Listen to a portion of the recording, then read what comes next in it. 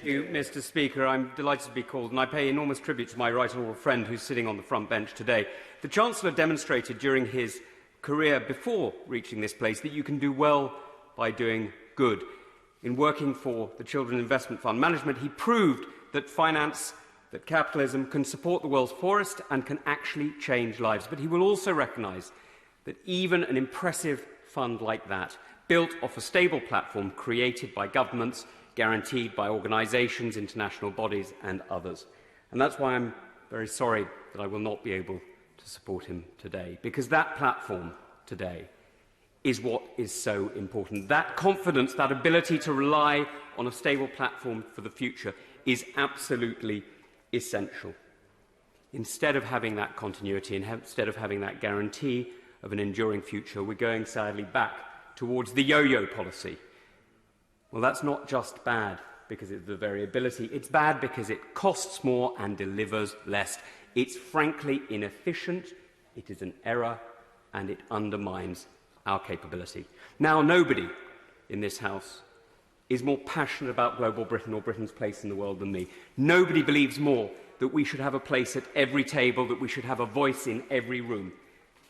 But we need to know that we are no longer buying that with gunboats, but with the aid and the effectiveness that we bring. On that point, the honourable and gallant member is making a very impressive speech, and he talks about global Britain. The point of global Britain is about diplomacy, it is about trade, it is about aid, it is about defence. These four things are interconnected to one another. If you reduce one, you have an impact on all, and that is something that will be detrimental from everything from the integrated review to our outside approach. Yeah.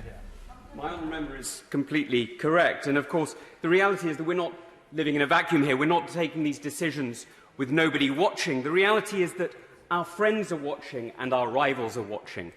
As we make this decision and as we change our policy on Afghanistan, as we buy different seats at various UN tables through the diplomacy that we do in sub-Saharan Africa, in Asia and South America, we know that we are changing the rules by which we live. We are literally changing the standards of our modern world by how we buy support, how we develop allies and how we partner around the world. This, and many people have already spoken about, is of course about the world's poorest. But it's not just about the world's poorest. It's fundamentally about Britain. It's how do we protect ourselves? How do we shape this world? How do we get the standards that make sure British businesses succeed, that make sure British finance shapes the world, that make sure that British rules are those the world lives by? And we do that by making sure we win the votes at the UN, by making sure that we have the voices around the table, that we have the voices of the foreign ministers of countries around the world. Now, we can do it, and I can tell you why we can do it. I can tell you that I know we can do it, because we have done it. For 20 years, we have won debates, we have shaped arguments, and we have defended our position. And we have done it by doing well, by doing good, exactly as the Chancellor demonstrated in his pre-political career.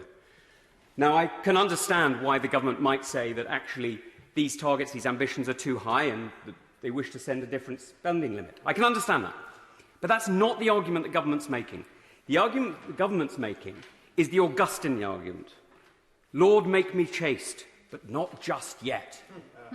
Well, if you wish to be holy, choose sanctity. If you wish not to be frank with what you are choosing.